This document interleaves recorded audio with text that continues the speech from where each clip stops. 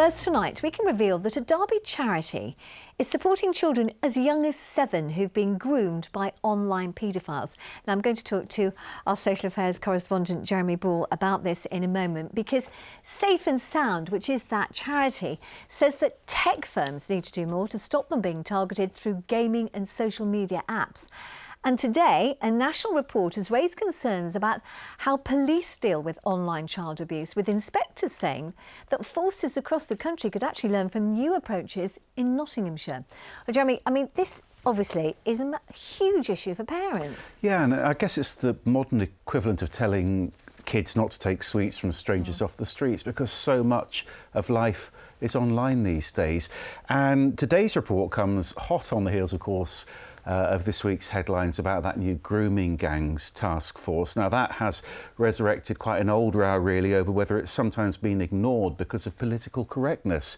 Also, the government's announced this week for much wider plans for what's known as mandatory reporting, which covers all forms of child sexual abuse. That partly the result of a children's home scandal in Nottinghamshire, of course. So lots of different elements this week, but all with one thing in common: protecting vulnerable youngsters from really horrific crimes.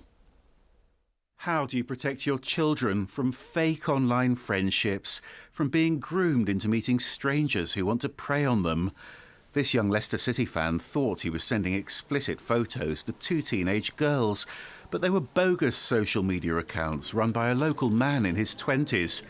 Here at Safe and Sound in Derby, they're supporting children who've been targeted for sexual abuse. The internet's made that easier than ever. The youngest person we've supported who's been groomed online was 7. They will say, don't tell anybody, and if you do, your family will be harmed. So there's threats to keep that control. We protect our children if they're going to a park or a shopping centre or a party. We have to give them the same protection where they're going into that virtual place online, and we're not doing that collectively as a society. And today, a national report found that police don't understand the scale of online child abuse. An inspection said suspects aren't investigated quickly enough. It's criticised poor training too. But the Nottinghamshire force has been praised for protecting investigators who view traumatic images of child abuse, including psychological support. And it says the force does share information with children's social care services as soon as it knows the risk. That means they can then take action to protect potential victims.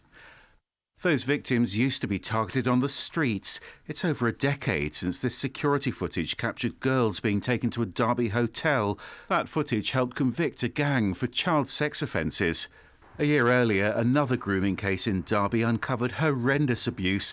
Operation Retriever made national headlines, and Tracy Harrison went from being a detective on that case to running the charity which supported the victims. The grooming gangs can be old, can be young, can be male, can be female, can be black, can be white. And the minute we start saying one group is responsible for it, then we're going to miss other perpetrators. Any child, anywhere, at any time can be exploited. This week, the government's accepted a recommendation from the National Child Sex Abuse Inquiry. Mandatory reporting would make it a crime for professionals not to report suspicions of abuse. The largest strand of that inquiry focused on Nottinghamshire's care system. Hundreds of victims over several decades whose childhoods were destroyed. Jeremy Ball, BBC's Midlands Today.